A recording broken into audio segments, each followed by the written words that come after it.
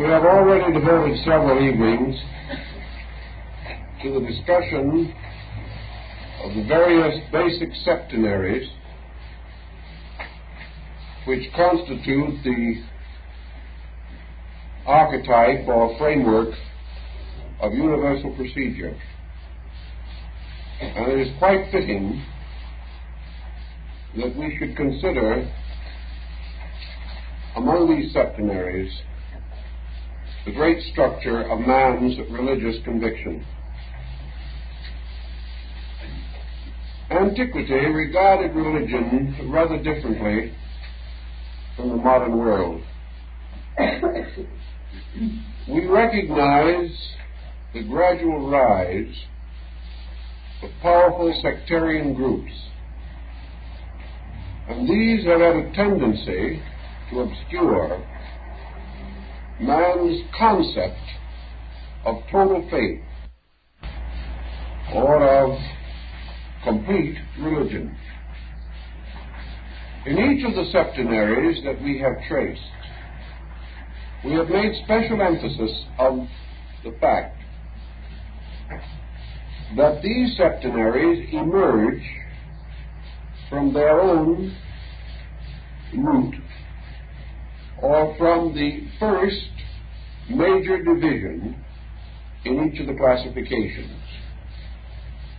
Thus, for example, we pointed out that the development of races takes place within the first race.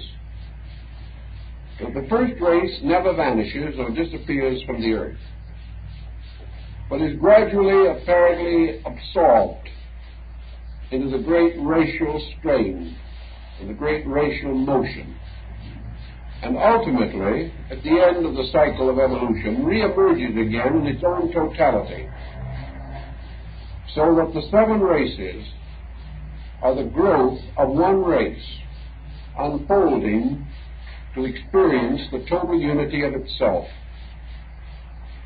Now, in the same way, religion begins as a total concept. It begins as one faith, one great order of belief. And what we call religions are not separate institutions arising at various times and under various conditions. They're actually the unfoldment of the great religion archetype, which is given to man as part of his own essential nature. Thus, man's spiritual unfoldment is under the keeping of a law, of a pattern, and this pattern remains available to him, though perhaps obscured in some ages, throughout the total need span which exists from the beginning to the full revelation of his own nature.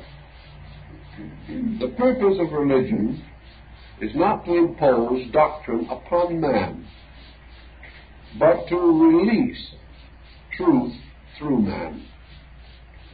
It is not the end of faith that men should actually come to accept one religion as finally superior to another, but to accept the fact that religion per se is the sum of all its parts, and that the great religious mystery which deals with the redemption and restoration of human consciousness is a total mystery.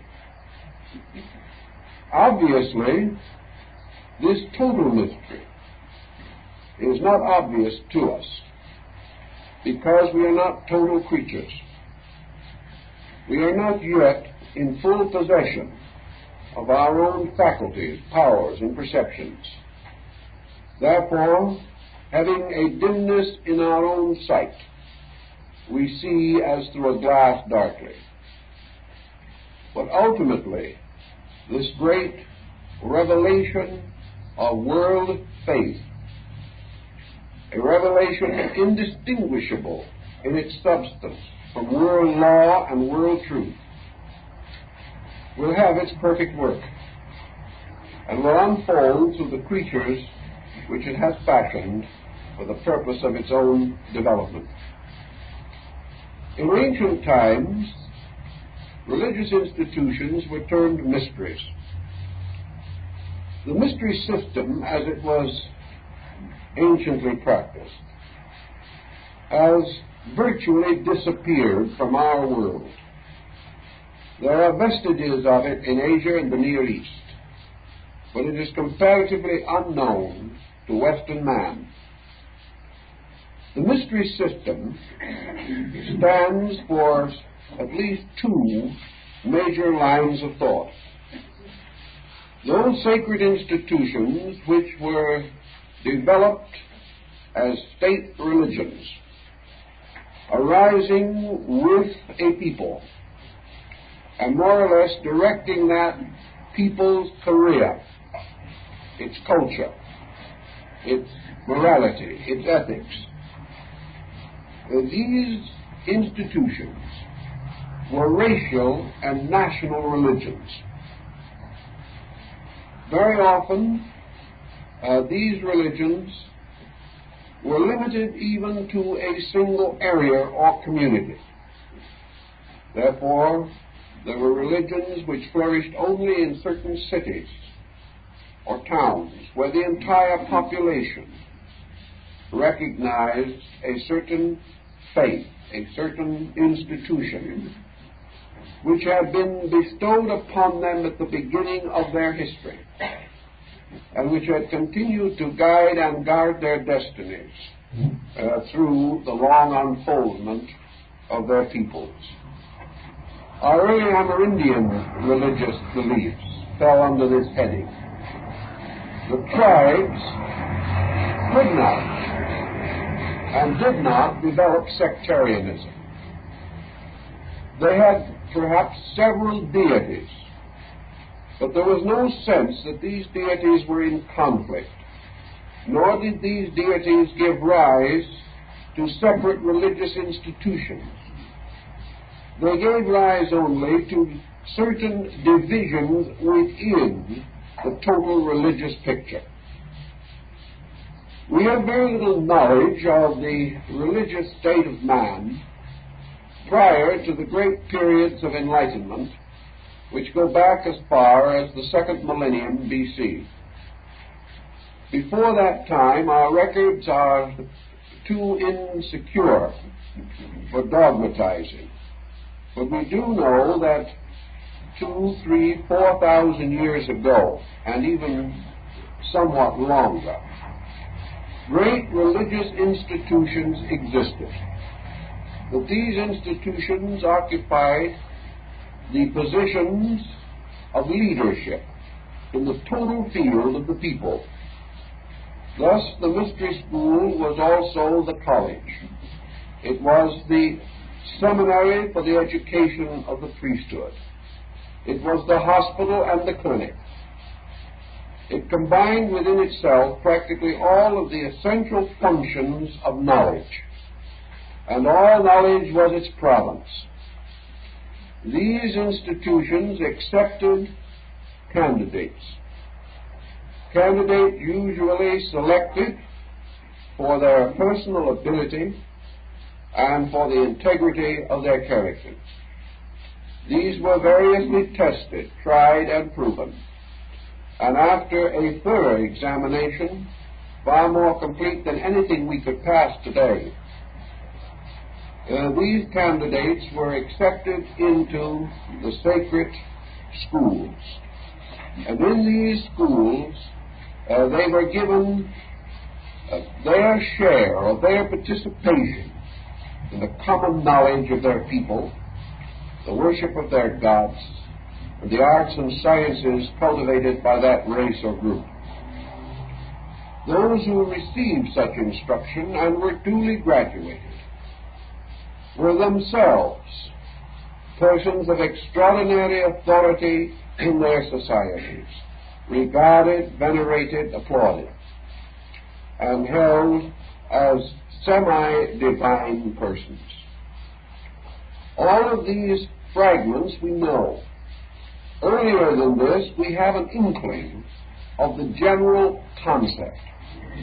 This concept goes back to the primitive, tribal, and brood family custom of initiating the adolescent into the tribe or into the social group to which he belonged. Citizenship was not conferred by birth, but by initiation into the tribal rites.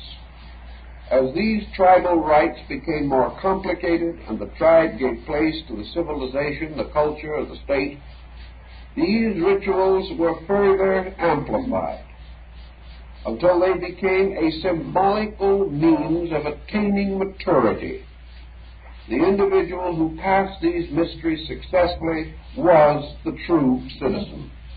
He was the one empowered to represent his people, to vote in the common meetings and elections of his tribe or people. He must have this knowledge. He must have this internal participation in the deeper values of the group, or else he was not regarded as eligible to sit in the council of mature persons and legislate the future of his group, of his nation or tribe. Now, these physical factors arose apparently instinctively in man. We do not know where they began or how, but we do know that from the beginning they were universally followed. That people in no physical contact with each other and of most remote origin held these ideas as common truth. Thus we must assume that these institutions, or at least the instincts which produced them, were part of man's own internal life. They were not imposed upon him, they emerged from him, meeting needs which he himself had come to recognize, and fulfilling instincts which he himself naturally expressed in his conduct. Now, wherever we have such a pattern unfolding, we know this pattern must have its root in some adequate cause. Nothing from nothing comes. And in this world, changes which occur, pressures which are exerted, bear witness to causes or to circumstances equal in intensity with themselves. Thus we have another possible meaning for the term mystery school. It represents an invisible order of religion.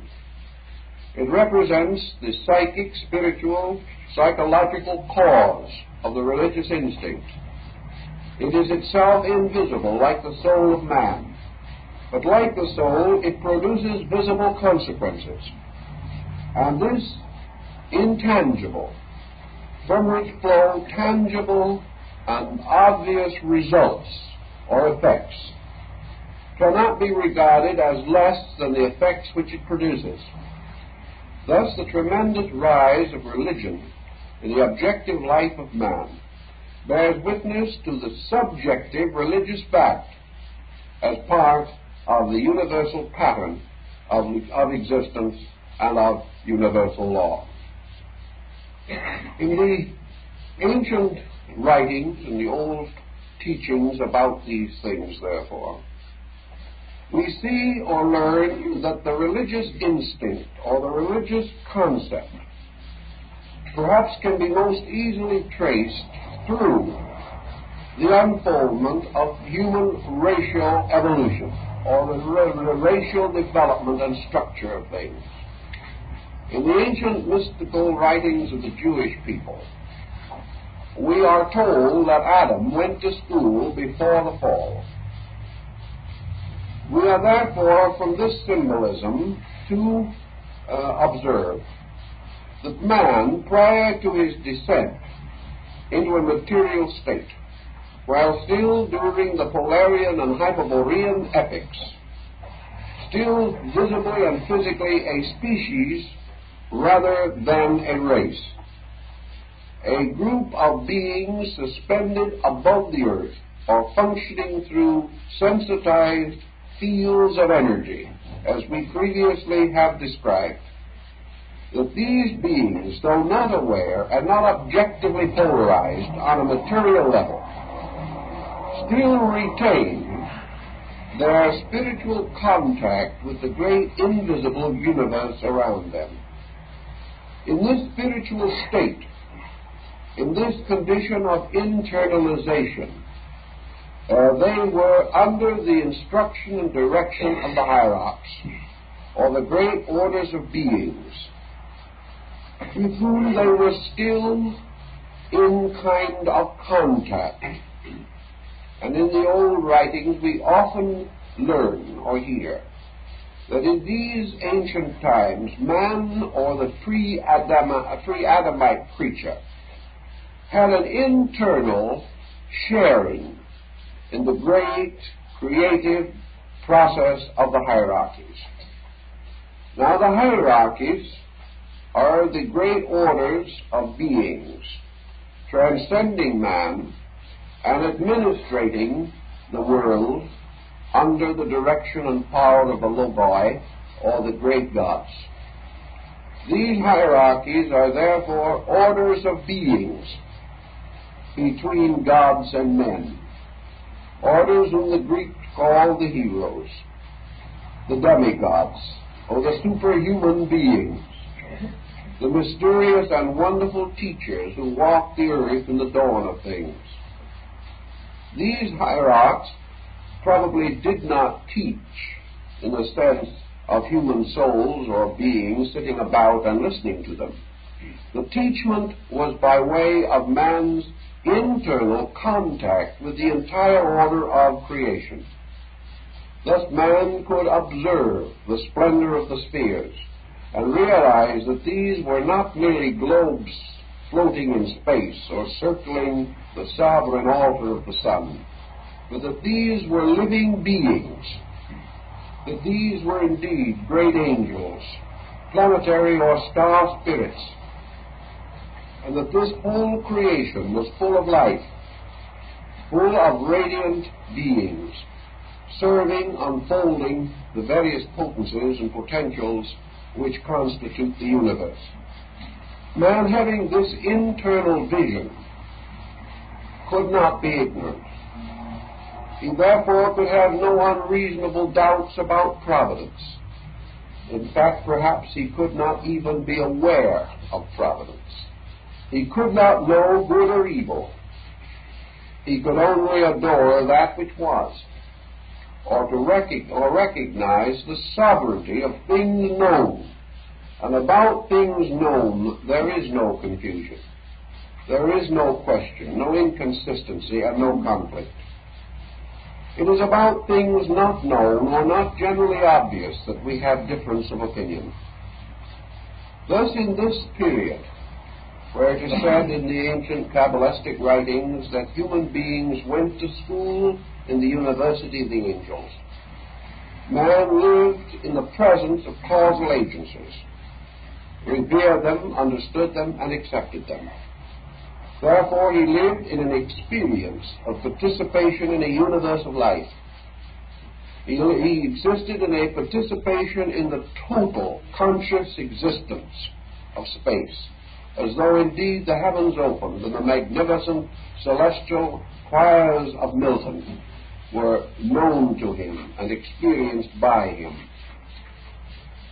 When, through what has been symbolically referred to as the fall of man, the human being descended into a state of obscuration, in which his internal faculties were darkened, and his knowledge of causes no longer gave him the vital facts of his own origin and destiny. He became, so to say, an orphan, a blinded creature, who, as he lost sight of the roots and substances of universal existence, found in their place the unfolding objective universe of matter. By degrees, his sensitivities to the material environment increased. And as these increased, even the dreams and memories of ancient things were submerged, and he became the victim of his own eyes, of his own sensory perceptions, of his own cognitional faculties.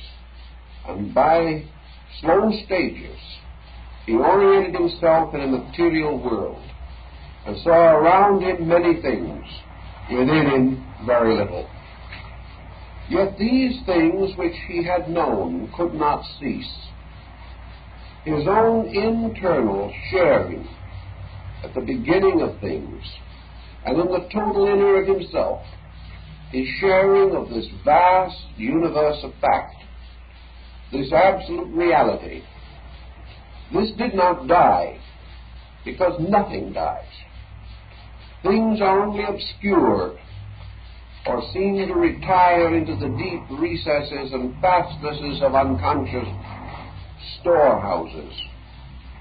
But out of these roots, even primitive man had certain kinds of recollections that were only available to him in dreams, in visions, and in his mystical trances and contemplations.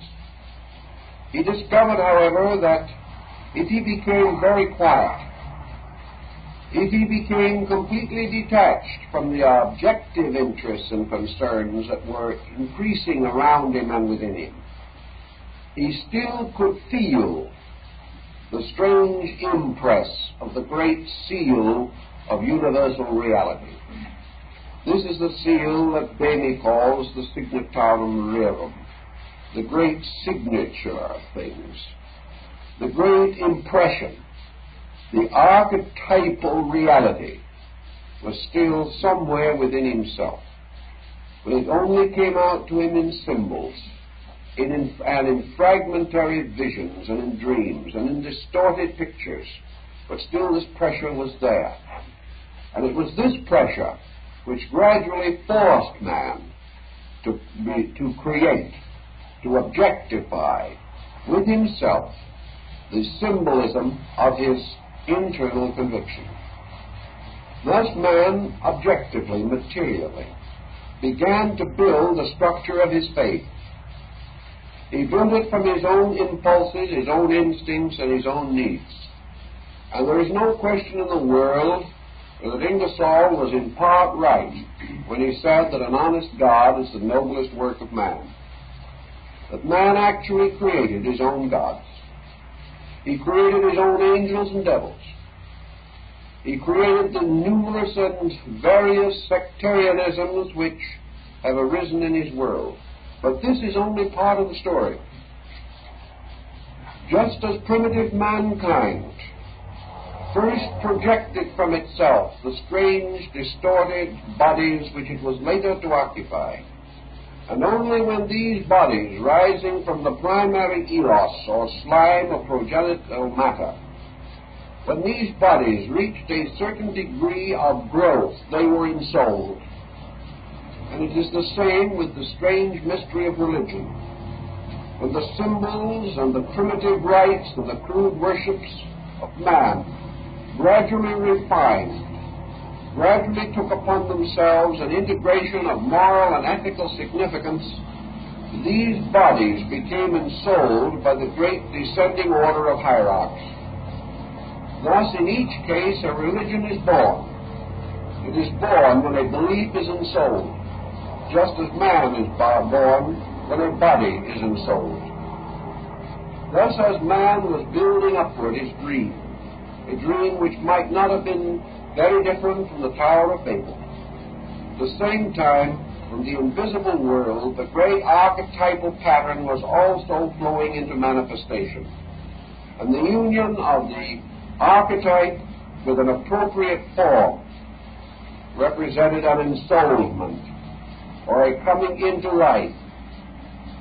And at various stages down through the great descent of human experience, the primary and primitive religious instincts of man have gradually led to ensoulments, in which, through one mystery or another, faiths have suddenly become vital, have suddenly ceased to be merely human accumulations, and have received into and upon themselves the stamp of a divine destiny.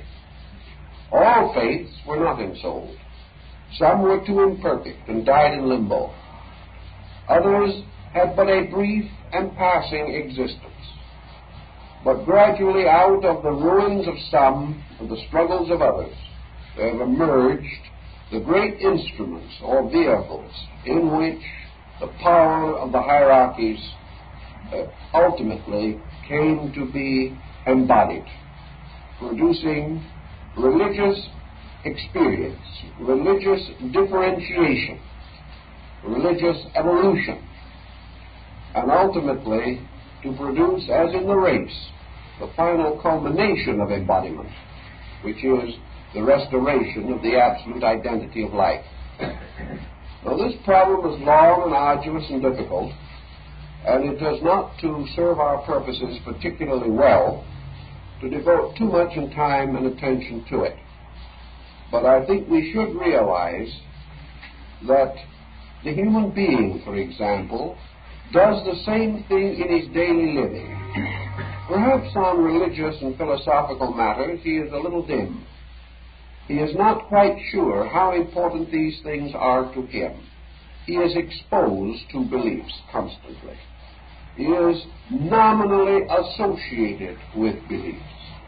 But in his growth, there is a time when all his believing, all his seeking, all his searching, all his scattered but valuable convictions are brought together and ensouled by one purpose.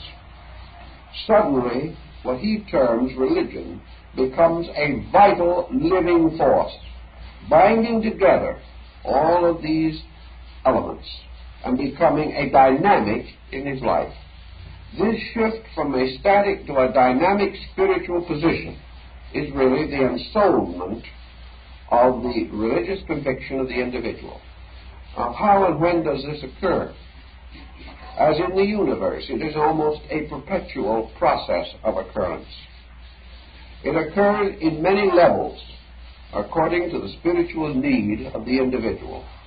But on every level, there is the seeking and the finding, and there is finally orientation as the result of conviction becoming dynamic, taking a central place in the life and assuming leadership.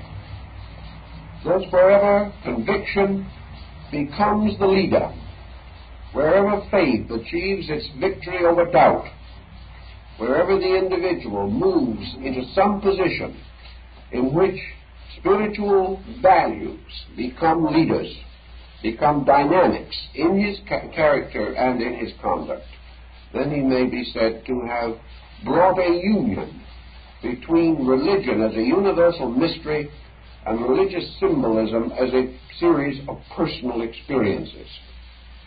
Obviously, as man evolves and produces more adequate instruments, these ensoulments become more vital, more universal, more profound, more lasting, more secure, and certainly more comforting and inspiring. But on each level, man ensouls his general conviction with the level of dynamic available to him. Just as in listening to words, each of us bestows upon the word the meaning which is the total of our own knowledge at that particular time. And so we keep on bestowing. And this bestowing upon things of something of ourselves is part of the mystery of religion. And that is why individuals belonging to different religions may have, without realizing it, the same convictions. And why those belonging to the same religion may have, without realizing it, different convictions. Because they can secure from it only that which they can bestow upon it from the resources coming into expression from within themselves. Thus, ensoulment is a motion of energy from within the individual, which is forever taking over and becoming dominant in the patterns which man creates. So in the Eastern philosophies, there was the belief that at a very remote time, as soon as the great polar cap began to crystallize, in the very beginning of the Earth's solidification, the rotation of the Earth at the poles was less rapid than at the equator. And as a result of that, the crystallization began at the polar caps and moved slowly toward the equatorial band. As the first solid areas appeared at the very beginning of the Hyperborean era, it is said that the polar cap became the imperishable island. And from this imperishable island, life moved to all other parts of the planet. The reason being, of course, that the first area capable of sustaining life naturally became the first area to receive and disseminate life. And as this life evolved, it spread, following the solidifying processes and moving as atmospheric conditions and the state of the Earth made possible along the great lines leading downward from the polar caps. In this time also it is said that the gods, or the great orders of hierarchs, made their immediate connection with the Earth and bestowed upon it the shadow of the great world mountain, Meru, the abode of the gods. The old astronomers tell us that Meru was actually located in the subtle energy fields far above the surface of the Earth, in the great northern polar axle point of the planet, far above all physical things. And that essentially Meru, or the city of the gods, remains there, but that its shadow or projection finally descended into the newly prepared Earth. And here at the polar cap, or in the imperishable island, all of the vast mechanism involved in the creation of a habitable world and the inhabitants of that world all flowed from this center. Thus life began here, nations began here, continents began, and this one imperishable island also became the root and seat of man's spiritual empire. For it was here, according to the ancients, that the city of the gods was built, and here that the divine government took over. Now this divine government was not an autocracy as we know it. It was simply the great administrative structure of universal law. We think of religion today as something different from universal administration, but actually there is no essential difference. For it is the duty of the leader, whether spiritual or from the standpoint of intellectual or philosophical conduct, it is the duty of the leader to bring the law. The great teacher is the law revealer. And as man does not realize that this is a re-revelation, he thinks of the great leader as the law-giver. The leader does not give the law. He is the channel or instrument for its restatement in some sphere of life or experience. In this great order of things, therefore, the Trans-Himalayan School, located on the ancient site of the polar cap, which because of many motions of the Earth is no longer located directly beneath the physical pole of the planet. This tremendous center of energy, this center for the releasing of the spiritual laws by which the lives of all things are governed, this center was set up as the primary religious focus of mankind. All religion known to man comes from there. All religion is an unfoldment or a revelation of the realities that are associated with this great center. Now, the difference between perhaps a religion and a science lies principally in the way in which knowledge creates an impact upon the life of the person. The scientist knows the law. The philosopher understands the law. The religionist experiences the law. Therefore, religion must be grounded in the internal experience of realities. This internal experience means that the channel must be through the person, coming from his own internal and experienced and known by himself before it can flow from him into environmental manifestation or existence. Religion is therefore a living impact. It is not a contemplative approach. It is a participation in a certain valid spiritual experience. Thus, religion has always taught, primarily as one of its great premises, this immediate experience of God, experience of the value and power of things.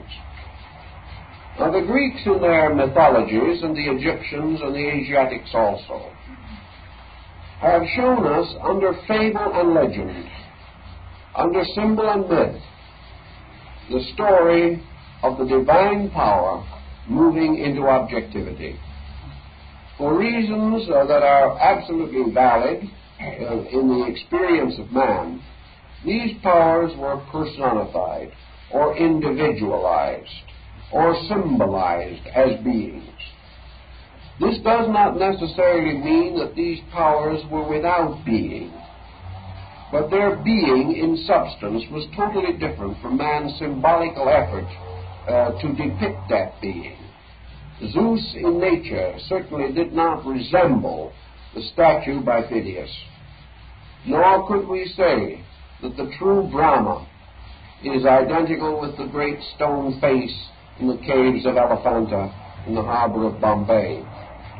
These are representations, mnemonic symbols, asking to be understood, presenting the individual with a challenge, attempting to compel in him an attentiveness or a contemplation of principles through their appropriate or at least glorious forms. Thus we find in the Greek mythology that the Olympian gods upon their mountain became the rulers of the world. These 12 gods, again the 12 aces of Scandinavia, and in various parts of the world, similar figures, the world mountain, the New Jerusalem upon a mountain, the wonderful emblems and figures of the great mountain, and our natural religious inclination, as indicated in the Bible, where we are reminded that we lift up our eyes unto the hills, from whence cometh our help. This raising of the consciousness toward the high place has some strange symbolic significance out of recollection or part remembrance, the symbolism of the great hierarchy, the great order of beings dwelling upon the mystical mountain in the center of the world, the crest and summit of which rises above the clouds and is invisible to mortals. This is the Olympian hill. This is the great triple helicon of Parnassus, where Apollo and his muses dwelt together. So in the ancient times, we are told that the gods, representing the divine powers, incarnate in their most natural and available forms, precipitated themselves out of their own states and became the guardians, leaders, and guides of humanity. And at that time also, the ancient records tell us that beings from other planets, elders, the patriarchs of other worlds, the lunar and solar deities, and many others, came and mingled with mankind and established within man, within human society, the great patriarchal orders, which were later to become the shepherd guardians of infant humanity. These ancient orders being the orders of the psychopomps, or the herders of souls, the shepherd kings of ancient religious writings. This school of the adepts must follow, therefore, the general laws governing all such mysteries in nature. Religion as fact consists of first a magnificent total fact, which becomes manifested as a septenary. And as the great blazing septenary of spiritual truth radiated gradually into manifestation, we see there truth or reality broken up into 7 parts, which were known as the 7 sacred arts, the 7 sacred branches of learning. Now the truth of philosophy broke into the 7 great branches of philosophy, which are still recognized. The truths of science broke into the 7 sciences. The truths of architecture broke into the 7 orders. The truths of sound broke into the mysterious scale with its octaves and its tones and its half-tones. All these things were lawfully done, because on every level and in every pattern the same great principles were asserting themselves. Thus religion is given to man as 7 rays or 7 powers of light. These 7 powers being aimed at and being equal to the task which man's spiritual need reveals. Thus we have in the concept of religion 7 cardinal virtues, or the 7 good things.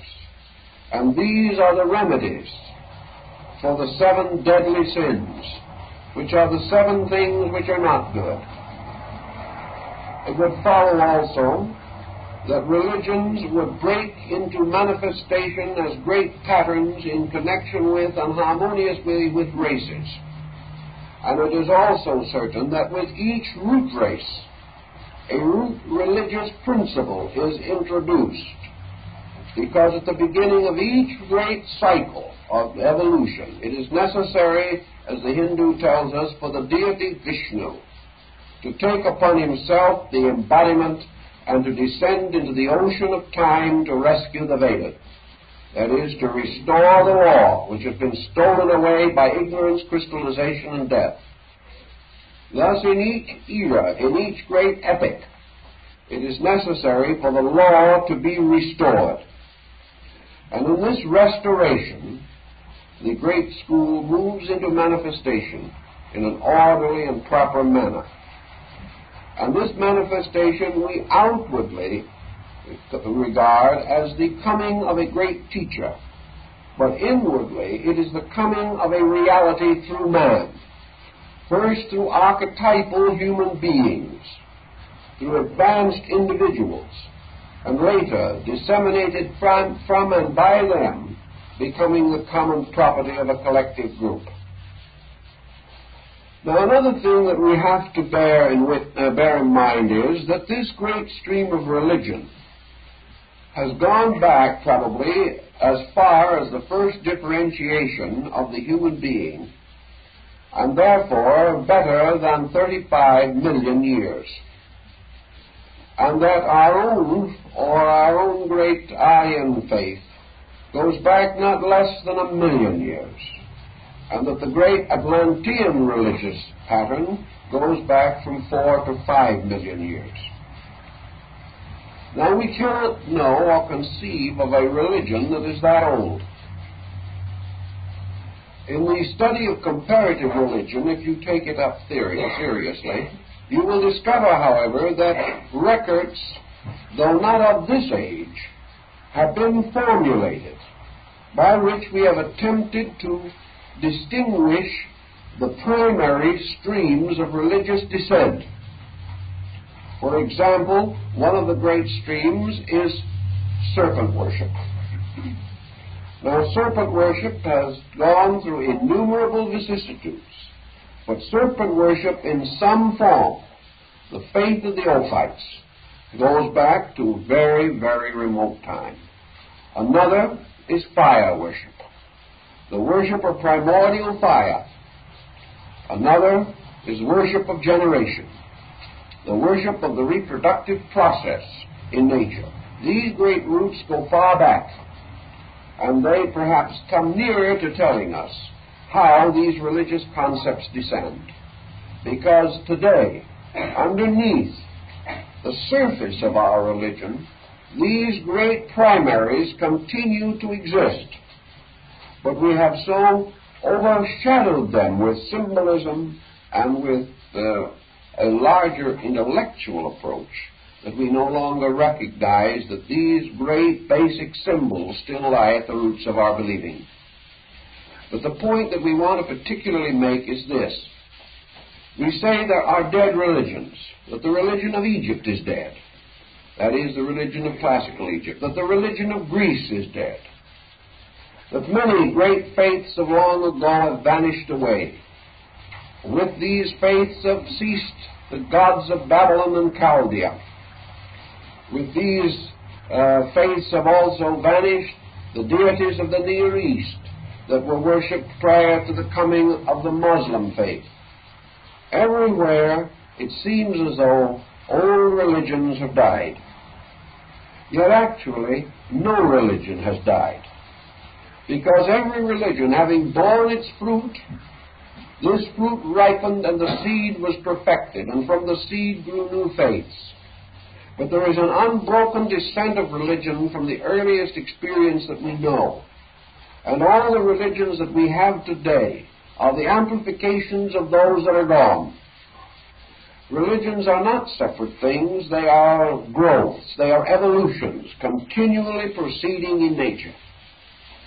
And any religion that we have today would have been deformed or would have perhaps even failed to exist had not some dead religion preceded it, supplying it with certain elements of belief essential to the continuity of things. I remember discussing some of these points with the Patriarch Athenagoras of the Greek Orthodox Church. He is the ecumenical patriarch, the head of the entire Eastern Church. And he pointed out the tremendous amount of religious symbols that we had derived directly from Egypt. How the great College of the Cardinals comes from the 72 scarlet-robed priests of the mysteries of Isis and Osiris. How the crozier, how the mitre, how the vestments, and how the rites, rituals, and sacraments all trace back to the great sacerdotal institutions of Egypt. Therefore, we are perpetuating today these things that we think are dead. For death means merely, in a term of psychological thought, a submerging. It is something that was upon the surface, sinking back, other things taking the foreground, and then in turn sinking back, until man gradually has within himself this vast storehouse of submerged values. And then under the various pressures of existence, these submerged values begin to move back again. Under the principle or law of association or the conditioned reflex, these things are again available to man. Thus, religions do not die. They simply live on in other faiths. And this is true, of course, particularly of the great Atlantean and Aryan schools, which are still strongly represented among us. We mentioned in connection with the last evening's discussion, the 7 laws of nature, that 5 laws are revealed to us and 2 are concealed. Therefore, that for 2 of the great laws of nature, we have symbolic substitutes, because these laws have not yet been perfected within our own natures. To a degree, this follows also in our religious pattern, because today we have many religions, but we have 5 great religious systems. These religious systems have descended to us to become living forces in our modern world. And these represent the spiritual availability which maintains and sustains the greater part of the civilized world. The lesser religions and beliefs are nearly always branches. There are further divisions within these groups themselves, or divisions caused by the commixture of 2 or more groups, usually in what you might term border culture zones, where peoples have been exposed to 2 or more religions with relatively equal influence. These culture zones may therefore produce compounding faiths, or religions built up of more than one element. But we have 5 that are very powerful and that constitute the greater part of our religious life.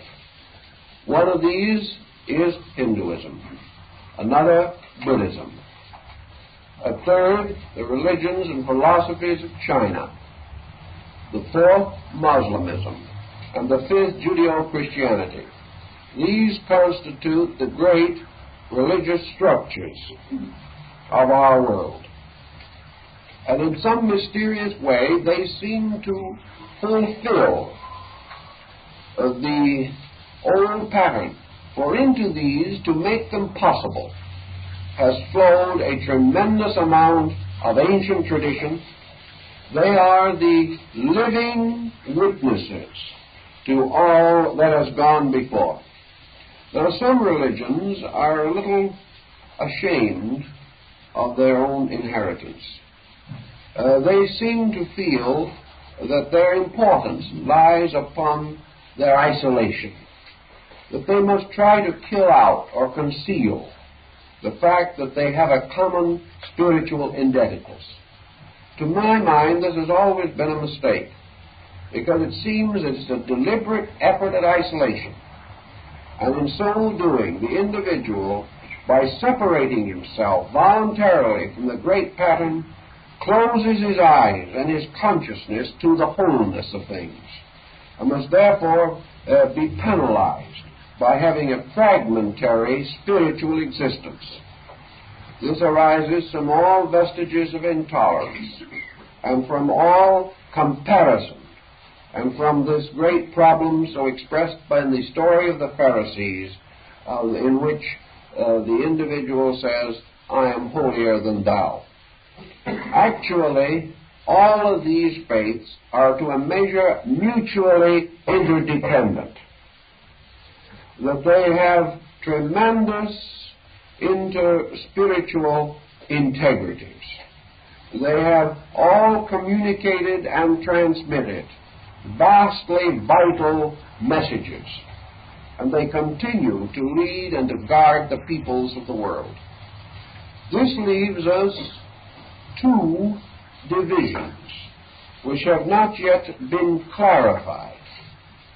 And I think that this clarification lies very largely in the growth or unfoldment of the future state of man.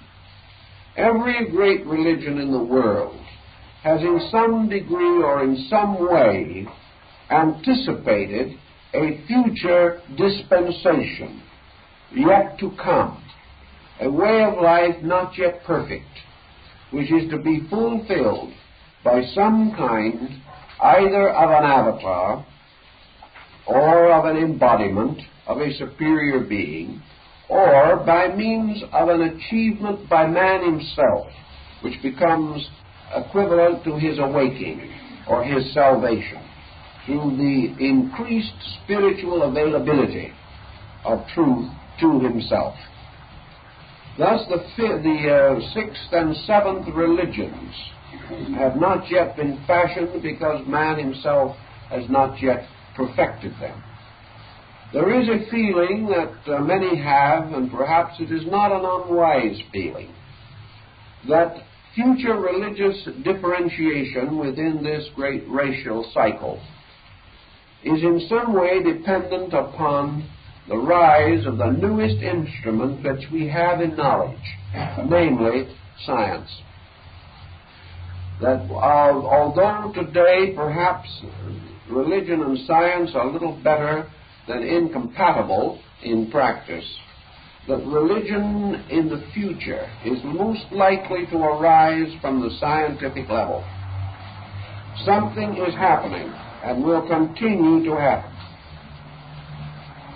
The toga, or the torch, which must be passed on, is gradually going to be moved into the keeping of a new dimension of consciousness arising from scientific penetration of the unknown. Today we have no very clear vestige of what this is going to be, except perhaps that we know that if man seeks long enough and far enough in any direction, he is going to find only one thing, and that is the mystery of reality. If he continues doggedly in his pursuit of the unknown, he must ultimately attain that which may be known. And whichever way he turns, however he may seek, he will always come in the end to the final thing, and that is the realization of universal consciousness. There is nothing else that can solve any problem. So it's quite possible that in the centuries that lie ahead, what we call science will gradually be metamorphosed into a great religious revelation. And that when this occurs, in the fullness of time, the struggle between faith and knowledge will no longer continue. The seventh division of the religious life of a people, the seventh religion, must then naturally arise from that which precedes it. And in this case, as always, the seventh must be the fulfillment of the first, where that which is in the beginning shall be in the end. The first shall be last, says the Scripture, and this particularly relates to the mystery of spiritual understanding. The religion which began, which died by being submerged into the mystery of creeds, is the great unity which must ultimately emerge. So as unity leads first to diversity, and then diversity ultimately leads back to unity, so the seventh religion of a cycle is the gradual restatement of the total picture. In the beginning there is one, and in the end there is an all that becomes one. So those who are laboring toward this great religious inter-understanding are definitely laboring toward the future. They are what the medieval mystics called the sons of towardness. They are laboring to the fulfillment of an instinct, namely this instinct that all religion is one great experience, and that until we appreciate it as such, we can never fully understand it.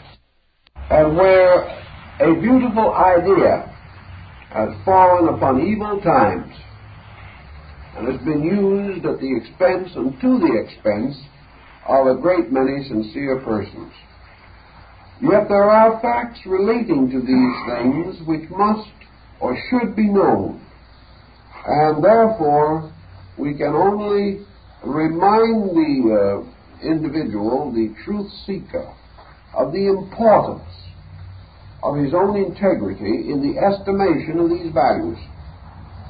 In other words, the moment we come into the problem of the mystery schools and the descent of the great initiate tradition, we face people with an unknown, something that cannot be immediately checked, something that must be accepted or rejected upon authority of some kind, and which is outside of the probable experience of the individual believing it.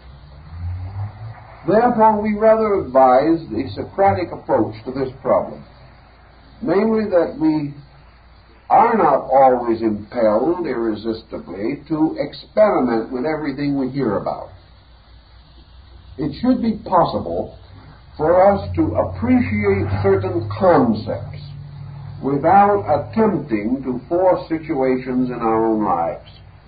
We should consider these things as forms of knowledge, and not as something upon which we are going to build some private psychosis that may become dangerous and confusing to us. But this we do know, and it is now one of those secrets that has long been exposed and therefore can never be put back again into the listing or classification of secrecy. And having once become available to man, there is only one thing he can do with it. He must learn how to handle it. The tradition of the great schools cannot be taken away from us. We know it. Therefore, as we can no longer be ignorant of it, we must begin to prepare to handle this form of knowledge, handling it discreetly, honorably, thoughtfully, wisely, and not become confused or not develop delusions of grandeur over these types of thinking. Thus we have this point. Everywhere in the world, from Asia to the ancient Americas, every religion and faith has affirmed and insisted that there exists in the world certain individuals who have become comparative masters of the art of living. I think we may assume without doubt or question that the schools also gave us the natural admonitions in regard to these people. Maya, in his study of the laws of the Rosy Cross, published in the middle of the 17th century, points out that the mysterious brethren of this order are bound by an obligation, or by a series of obligations, by which they shall remain unknown, that they shall dress only in the garments of the countries in which they live, shall in so far as possible speak only the language of the country in which they live, that under no condition, for any reason, are they to seem different, or nor are they to affirm the possession of any unusual or extraordinary knowledge, nor are they under any condition to admit to others other than of their own order the societies to which they belong or the degrees of attainment which they have reached. Any individual telling anyone else any such information, publicizing it, announcing it, or advertising it, is breaking the basic rules of the order. This, I think, is an old document, but rather well worth remembering. Namely, that insofar as these brethren are concerned, like all of their kind, they are bound by certain obligations of discretion. And anyone not so operating or so expressing himself should be subject to the gravest suspicion. In any event, that such persons have existed for a long time and for ages, we find, because we have references to them in the Bible, in the ancient Egyptian and Indic writings, in China, in Greece, in Egypt, and even again in Western Europe and America. During the 17th and 18th centuries in Europe, there was a great revival of the mysteries of chemistry under the term alchemistical speculations.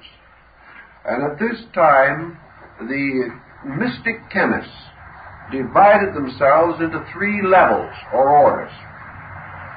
The lowest of these orders they call the illuminates. The second order they call the initiates. And the highest and third order they call the adepts. Our term adept, as we generally use it in the West, is derived, therefore, principally from the alchemical tradition. And over the alchemical adepts ruled the mysterious and intangible being Elias Artista, Elias the artist, the mysterious master of the secret of the transmutation of metals. This mysterious Elias appeared on a number of occasions, is recorded in certain alchemical texts. Discussions and descriptions of him are also to be found, but he is the most elusive personality in the entire history of Western esotericism. Elias the artist, the adept of the metals, has his parallel in Eastern religions, in the secret schools of Islam, particularly the dervishes, where we find numerous references to the adepts, particularly the green-robed masters, who are mentioned in that most recondite and delightful work, The Arabian Nights Entertainment. They are also mentioned in the great Muslim religious classic, The Book of the Adepts, which deals entirely with the descent of these great illumined saints, these mysterious and invisible powers, available only to those whom they may select.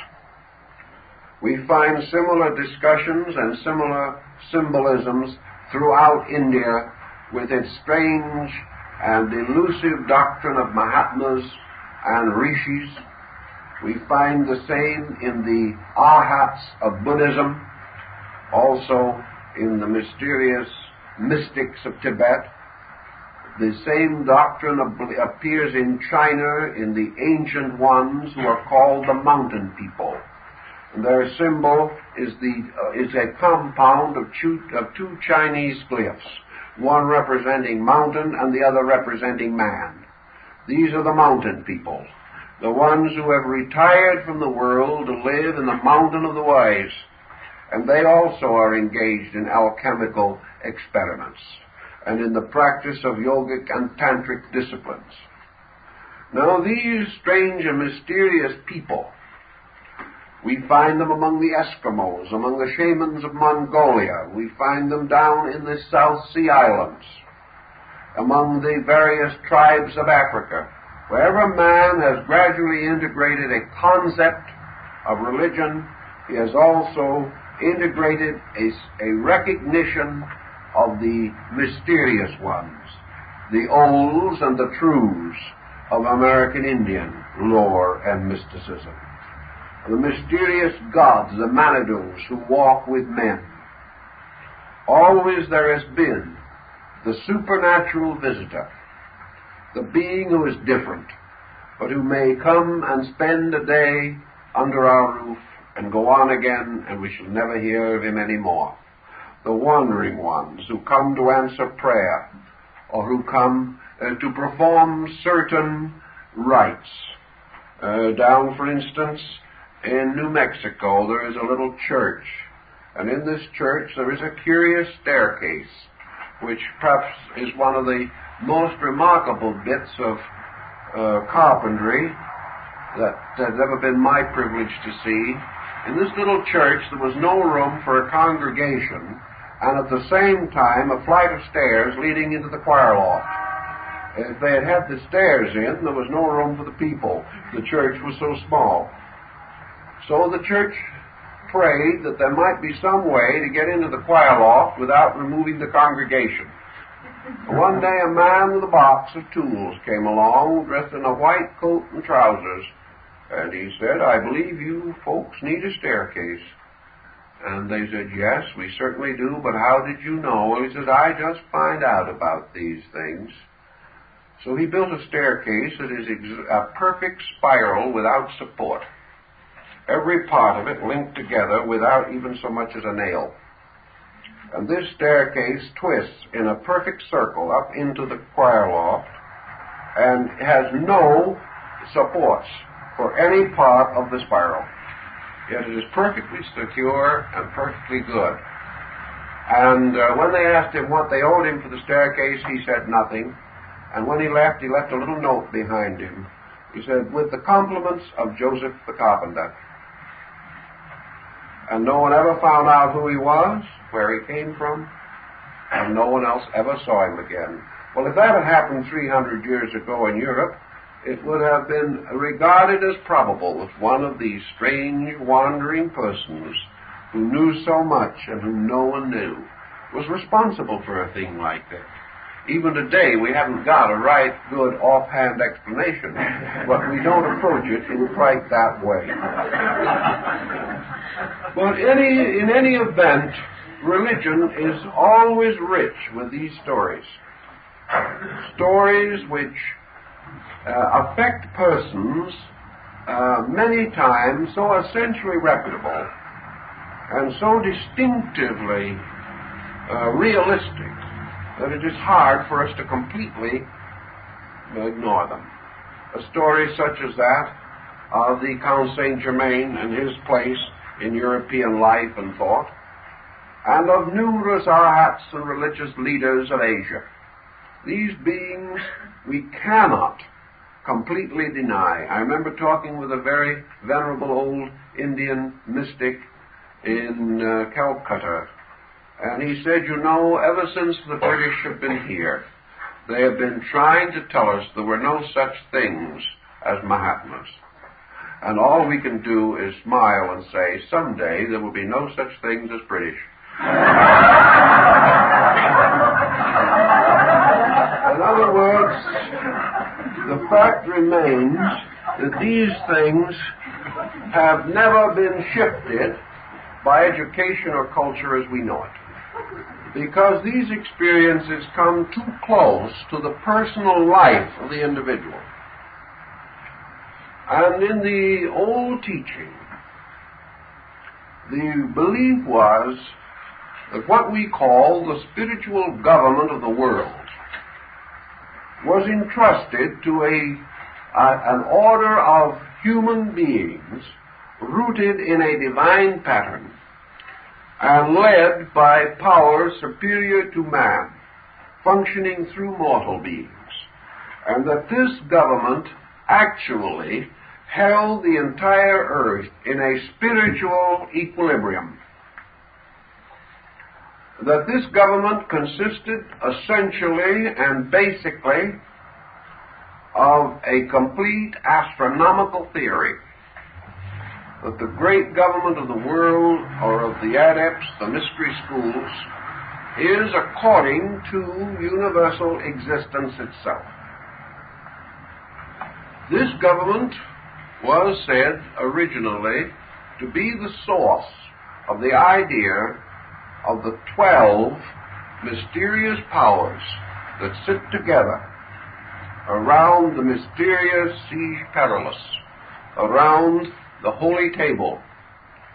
That this group of 12 represents the zodiac, and that in actual factual consideration, these 12 powers, these 12 supreme leaders, out of the great evolutionary process of the race, represent the 12 highest embodiments known to man of the 12 great celestial orders. In other words, they represent those beings who have specialized to the most complete degree the powers represented in the vast zodiacal band. Because the zodiac is not merely a band of constellations or of stars or suns. It is a band of powers, and every power there present exists somewhere in the life of man himself. And we are the unfolding of the band of the holy animals, from the word zodiac, which in turn is from zoon, meaning the animal. This band, then, it speaks to us of what we might term exceptional attainment. We all recognize the genius and abilities of certain persons. We recognize with great admiration the genius of Leonardo da Vinci, a man who is said to have mastered between 70 and 80 arts and sciences. We recognize with profound admiration the musical genius of a man like Ignaz Paderewski. We also admire the technical mind of an Einstein. We admire the delicate painting of a Raphael.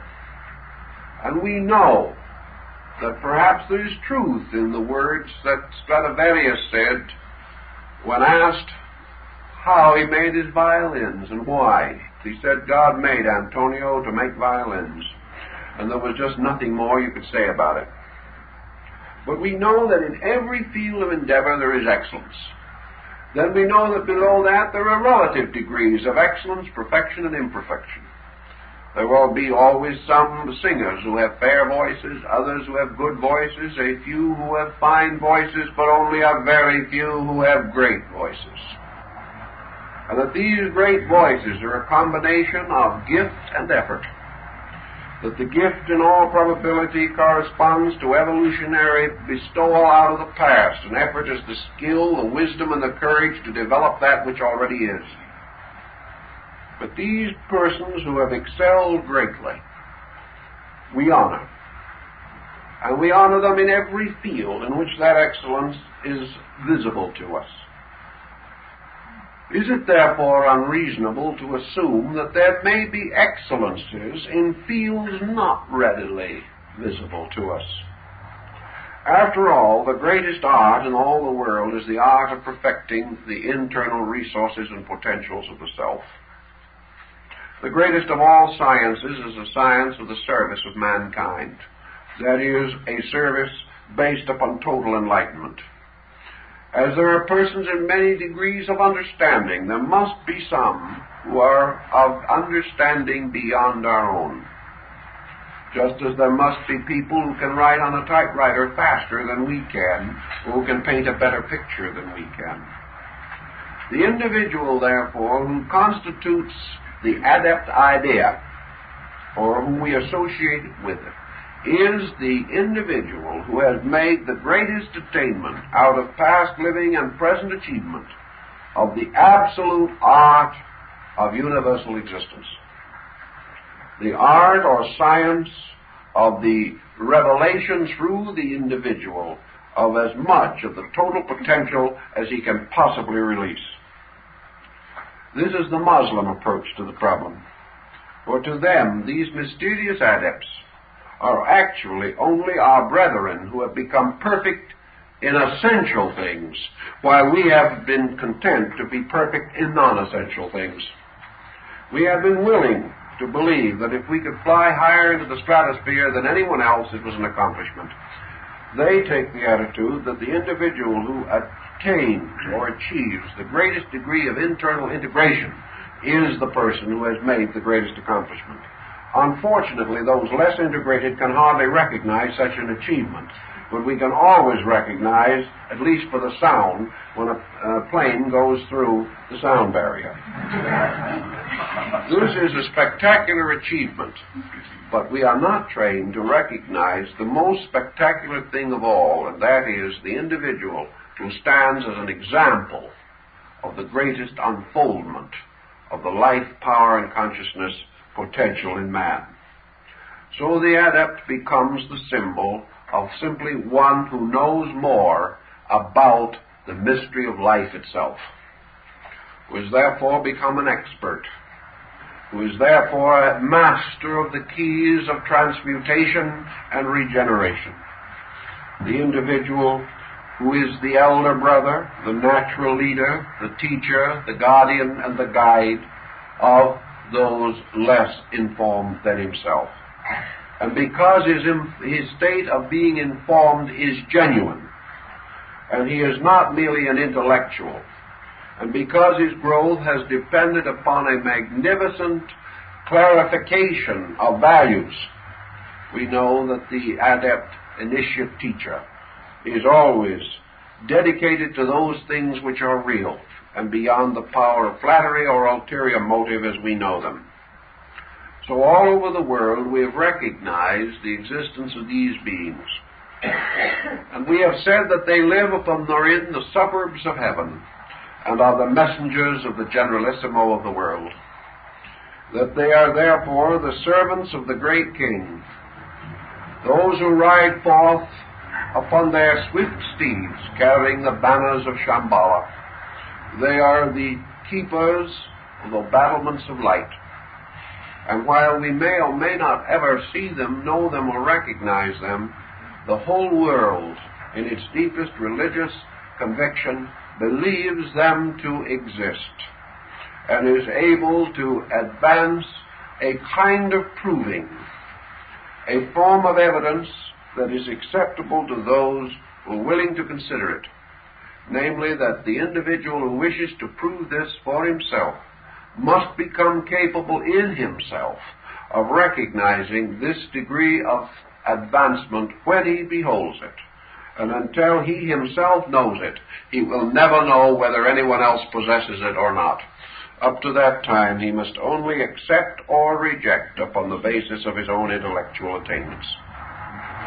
So the adept tradition being universally distributed, we can then follow the general thinking that associates with it. In the great school, according to the old teaching, the 12 who form the great hierarchy, or the 12 orders that are the human equivalent of the 12 hierarchies of heaven, recognized in the ancient classical and Kabbalistic mysteries, that these surround the mysterious throne of power, the mysterious siege perilous that is ever vacant, the symbol of the sede vacanti, the chair that is empty, the throne that no one can occupy. And this throne is the symbol of the great power of the Logos, or the divine being itself, which if present remains unseen and can be known only by the benediction which it bestows. This is therefore the first church, the original ecclesia, where those who are gathered together receive the mysterious Pentecostal experience, or the descent of the Holy Spirit, and where these symbols occur in other religions, and they occur in most other religions. They are all said to be derived from the basic symbolism of this essential world mystery. In this great system, it is announced or told that in the remoteness of time, 5 brethren of this great order went forth into the world to produce certain distinct and useful effects in those days when the world was in the forming. That these 5 are corresponding to the first 5 signs of the zodiac, and that these 5, having completed the mystery, or the ministry for which they were intended, retire from the world and never leave this great siege perilous. They are the 5 guardians of the throne. They remain forever in the holy house of the mysteries. This allows the 7 remaining to have a kind of manifestation of their own. And these other 7, representing the other 7 signs of the zodiac, form the mysterious jewel of 7 stars, referred to in ancient Egyptian mysteries, and the secret mystery of the little bear, or the symbol of the rishis of India.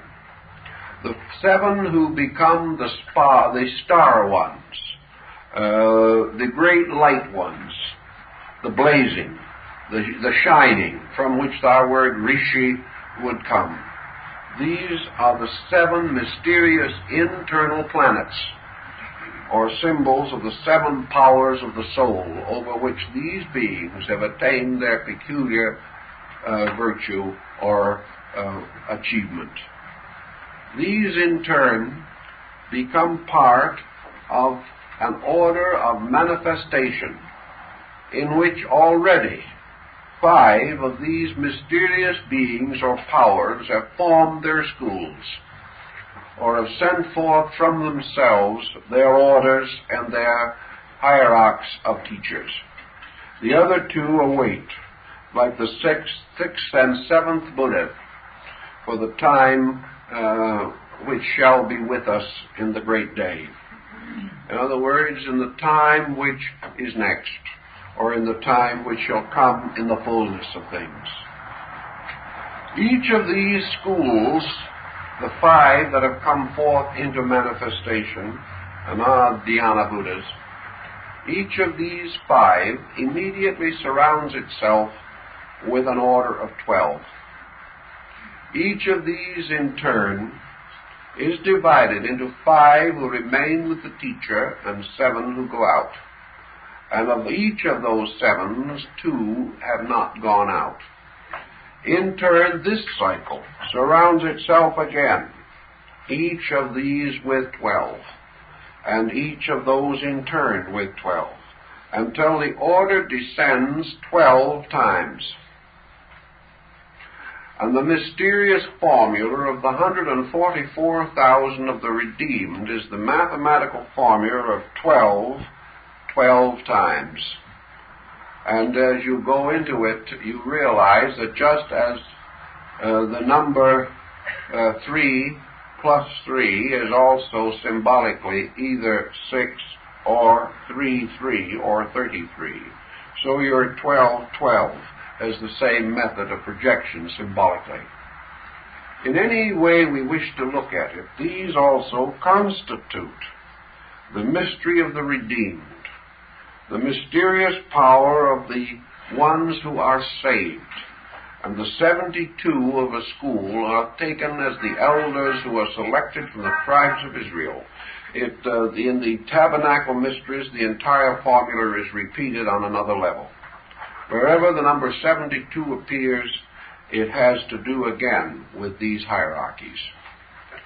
In the practical consideration of it, then, we have moving downward from the upper or inner spiritual life of man, a religious revelation of truth administered by a descending hierarchy composed of adepts, initiates, illumines, and disciples. The adepts, initiates, and illumines, as they are called, represent the 3 higher orders of the mystery. And below them are the 9 levels composed of disciples, which ascend through 9 levels, representing the 9 months of generation and corresponding with the 9 degrees of the Eleusinian mysteries. By these 9 mysteries, man recapitulates the mystery of his own generation. Man is a perfect 12, or the circle of the zodiac, which he achieves by 9 months in the womb and 3 degrees in the mysteries. And when this has been completed, he is then perfect, upright, and true. So in the ancient rituals, we have several divisions. One division by 7, another division by 9, another division by 3, and a division by 5. We have 3, 5, 7, 9. All of these numbers relating to the esoteric schools and their structures in a certain order.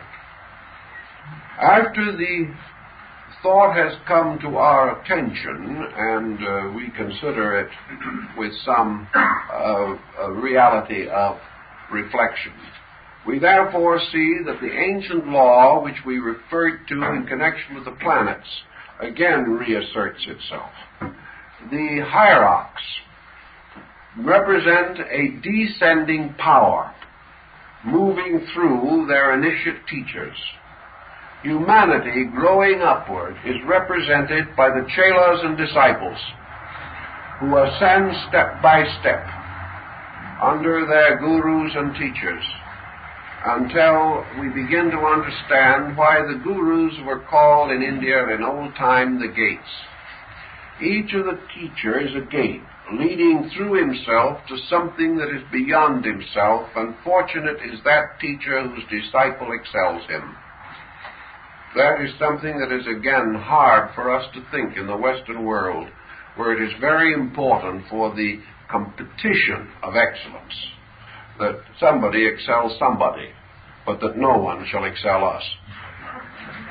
The purpose of the entire school is that the individual shall always excel the teacher, a point which Socrates so clearly reveals to us. So we have a group of disciples ascending. We have the great structure of the school unfolding. And little by little we find the purpose of it revealed to us. In the ancient mysteries, we are told that the school originally, the great school originally, consisted entirely of superhuman beings. Beings who were not productions of our humanity at all. That they represented ambassadors or ministers extraordinary from other spheres, other levels, other planes, drawn here to form the great guardianship over humanity during the primordial period, and that these powers therefore exercised a kind of autocratic rulership. From them has descended the legends of the jealous gods, the gods who punish terribly those who broke their laws in any way, and demanded total obedience and allegiance from their peoples. Because in these days the struggle for survival was very different from what it is now, and human beings were not as highly evolved, nor were they capable of individual initiative of a constructive nature. But gradually, through the last several million years, from the fourth subdivision of the great Atlantean era, the adept school has gradually shifted. By degrees, each of the various levels of authority are taken over by the unfolding students of our own humanity. Each time a human being attains a certain degree of unfoldment, the symbolism tells us a god is liberated to return to his star. Each time man becomes self-controlling, self-administering, the universe retires a little bit into the subjective and lets him take over, for the reason that in the end man must become totally self-governing. And the invisible government of the world that has functioned through the adept tradition must gradually become visible, be taken over by humanity itself, and become the ultimate, perfect, working formula for man's administration of his own world. Thus, the great kingdoms, empires, principalities, and powers of the earth are subjectively or symbolically always in some ratio to the great world government. They may be deformed, they may be exploited, they may be perverted, but the principles beneath them are identical with the principle of the great world government. Now, in various parts of the world, this government has more or less appeared in symbolism. But perhaps in no place has it appeared so obviously or with such available pattern as it has in the great Order of the Garter in England. The chapel of St. George of the Garter tells us, perhaps more clearly than any other human institution, the entire concept. Obviously, it has departed from its original footings, but much of the symbolism remains. The chapel of St. George of the Garter is the chapel of the kings at Windsor.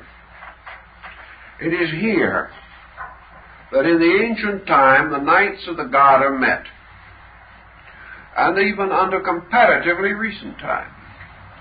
And in the height of its authority, every throne of the great church or chapel of the Garter was occupied by either the actual head of a government or some very highly influential person in that government. And in the chapel of St. George, for instance, are the thrones of the Garter kings. And on these thrones are the names and tablets of those who have occupied them. And over each throne is the banner representing this government. And perhaps it would be a little surprising to realize that one throne was occupied by the Emperor of Japan, another by the Emperor of China at the time they had an emperor, and alongside of that the throne of the Emperor of Germany, all of the royal powers of Europe, seated together in the chapel of the Garter, and with them many of the great powers of Asia. Here was a symbolic statement. Now, at a certain time in their rituals, the knights with their squires and pages, because your squire becomes your initiate, your page becomes your illuminate. Each initiate with his two attendants, his squire and his page, taken from the orders of chivalry, which were also, like the great paladins of Charlemagne, a restatement of the great cycle. At a certain time the knights drew their swords, each one with the cruciform handle, and they formed by the interlacing of their blades a great star of light in the center of the chapel. And their blades formed a star of many points with an open center. And this was the symbol of the siege perilous, or the moment, or the great symbol of the coming of the star of light, or the presence of the Adept King, who was never visible, but was regarded as being in the midst of them at all times. So here was a kind of government of the world. It was symbolical, certainly, particularly after the loss of the Black Book, which was said to have been the book, the mystery of kings, originally given to the world by Hermes Trismegistus. All this symbolism, however, like the symbolism of the meeting of the knights in Parzival in the great Castle of the Grail. The Castle of the Grail is the symbol of the Great White Lodge. Each of these groups are the same essential symbolism. They tell us of two things. First, of a divine government moving out constantly, and the second, of an ascending humanity climbing the rungs of a ladder and gradually taking upon itself the responsibilities of self-government before men. Thus, as material mankind works for the establishment of self-government through democracy, so the internal life of man spiritually is being directed inevitably toward ultimate self-government through illumination.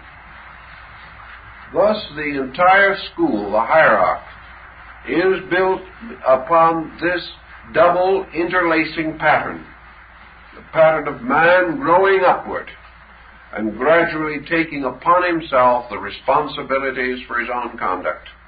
Man, coming of age, finally becomes the total governor of his world. Now, in the course of ages, according to the esoteric tradition, there comes periodic intervals, breaks in the normal growth of things, periods in which transitions from one level of growth to another become imperative. And these transitions are related to what is called the cycle of the phoenix. And the cycle of the phoenix was the old method used to measure the repetition of the bird of immortality, the rebirths of the Adept King concept. The phoenix is always the symbol of the world teacher. It is also the symbol of the work of the world, for it is the labor of the world teacher that man shall rise from the ashes of his own dead, and that from the death of things birth shall come. For the phoenix is one bird alone in the world without a mate. And this bird, when it comes to die, flies to an altar in Ethiopia, and there perishes of its own will by casting itself into the flames. And at the time of this occurrence, the body of the dead bird breaks open, and from its charred ruins the phoenix is reborn. The new phoenix is born from the body of the old. This probably is why it was chosen anciently as the symbol of the seal of the Adept king, and why perhaps it was chosen originally to be placed upon the obverse of the Great Seal of the United States, which bird has gradually lost a little of its phoenix-like attribute and is now regarded as an eagle. But in the original seal, on the original dollars, and in the original engraving, it is a phoenix. This phoenix of immortality is said to live 600 years. Therefore, in the ancient mysteries and traditions, it is said that certain dates, 1200 BC, 600 BC, the beginning of the Christian era, 600 AD, 1200 AD, 1800 AD, 2400 AD, that these are called the cycle dates of the phoenix. And it is assumed that wherever these dates arise, either visibly to man or invisibly in the hierarchy, the great steps of the rebirth of the wisdom religion must take place. And we know, for example, that the cycle of the phoenix is quite traceable, at least through 3 of the cycles, although we are not aware of the workings of all of them. The 6th century BC was one of the great centuries in the history of the world, for in that century, Pythagoras, Buddha, Confucius, Lao Tzu, and Zoroaster, Spitama, were all alive at the same time. We know that 600 years later was the beginning of the Christian era. 600 years after that, the rise of Islamism. These changes took place. We go on a little further, we begin to see the possibilities that we may have to shift our perspective to other parts of the world to find the cycle of the phoenix. But 1200 BC corresponds very closely with the great reformation of religion in Egypt and the rise of Judaism. And 1200 AD corresponds very closely with the great political changes rising from the rise of the Mongols in Asia and the forces that ultimately brought about the discovery of the Western Hemisphere. All of these different situations are supposedly related to the phoenix cycle. Now in Asia, the cycle of the adepts is not as deeply concealed as it is in the West. And particularly in Tibet, Bhutan, and in those areas, Nepal, it comes very close to the surface of the public mind. And for that reason, we have legends and myths in greater number relating to this problem than perhaps anywhere else. The Tibetans expect, and still do expect, although they're under some adversity at the moment. I think their proprietors are under greater adversity, however. There's nothing more difficult to get along with than an unwilling ally. But the Tibetans are convinced that before the end of the present century, that the banners of Shambhala will be unfurled, and that another messenger on the white horse will ride upon the winds. They believe this firmly. Now, the cycles by which they measure do not imply that this will be a great avatar, but they imply that it will be a representative of the hierarchy.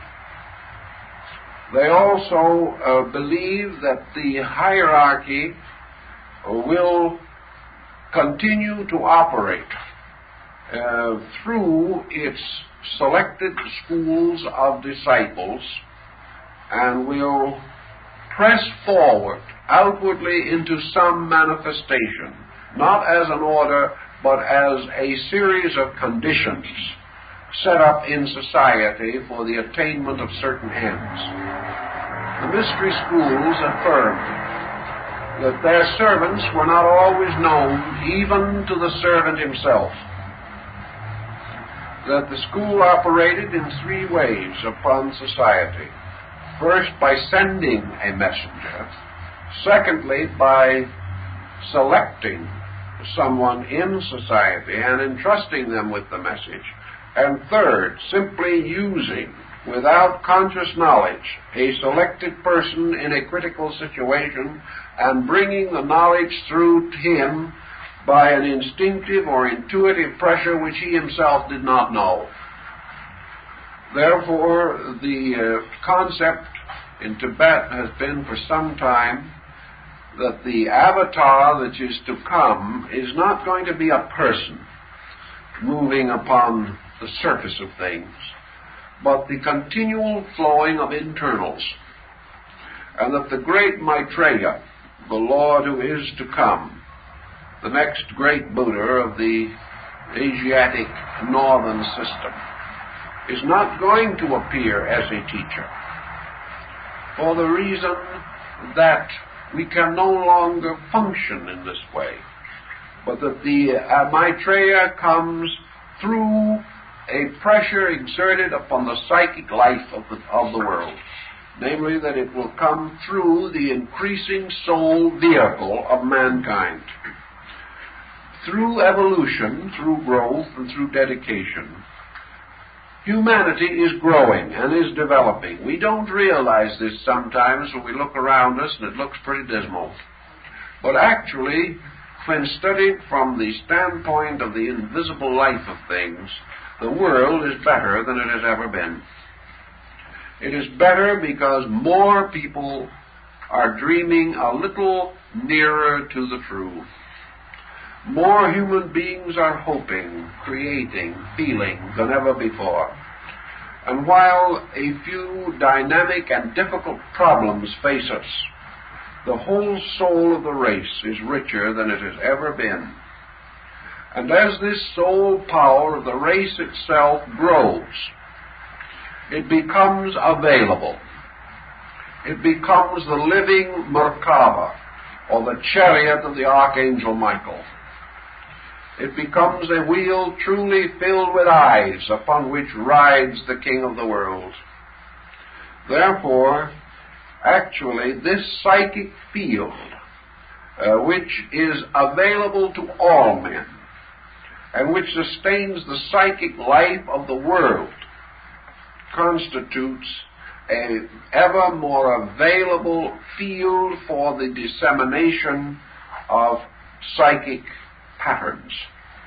And according to the Eastern belief, the next great teacher simply bursts through mankind, that all over the world, human beings in every walk of life will feel a kind of growth. They will attribute it to their own faiths. They will never suspect anything in particular, except that it will become vitally easier to do the things that are next. And instinctively they will be done. The individual will feel more and more the call of enlightenment. And through this will come the changes which we hope for.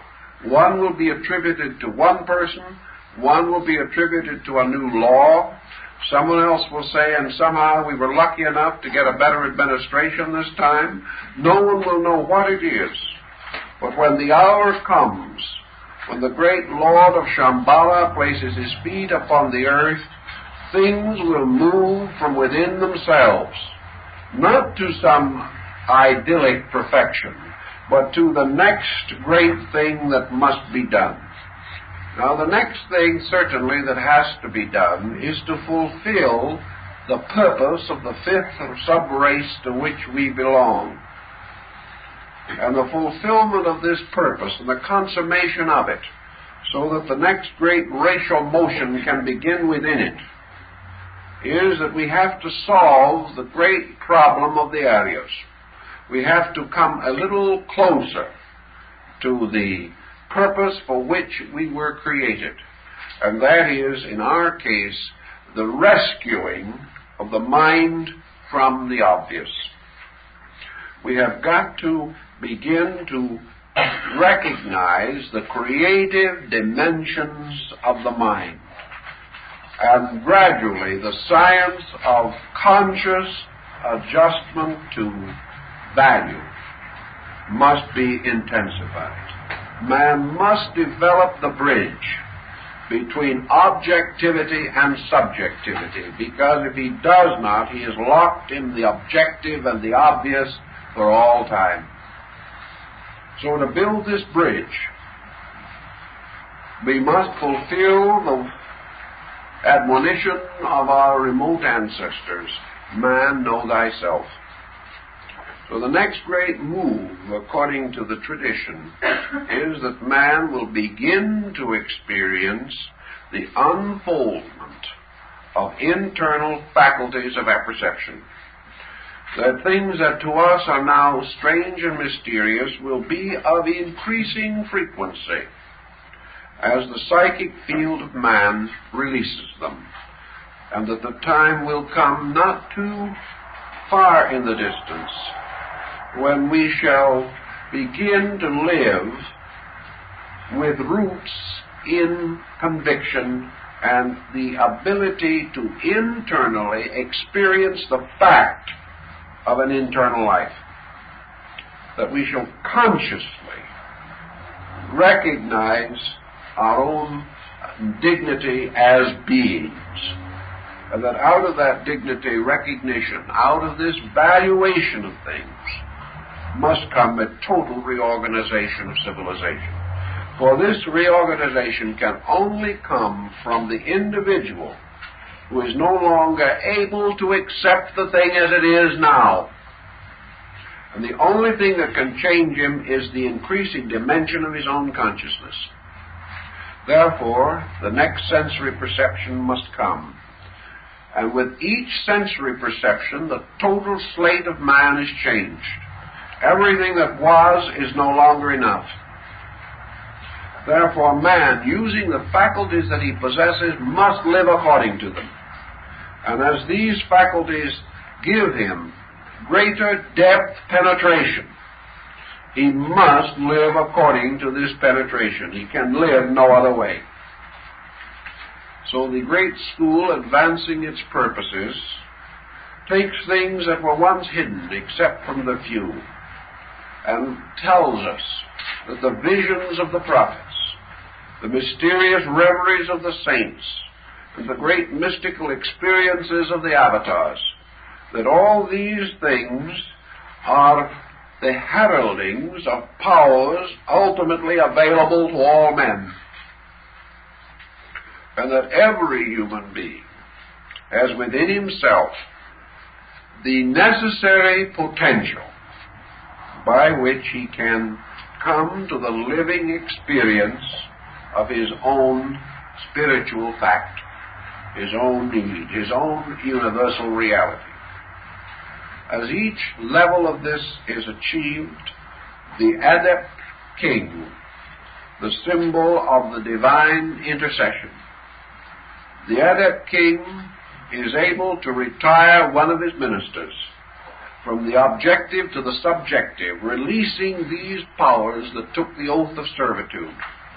For there is a legend that these great powers took upon themselves voluntarily the burden of leading the spiritual life of the race, affirming that they would not depart or in any way cease their labors until the human being could support himself, that he could carry on in his own way, so that gradually the intercession of divine powers is removed as man gains his own ability to rule his world and himself.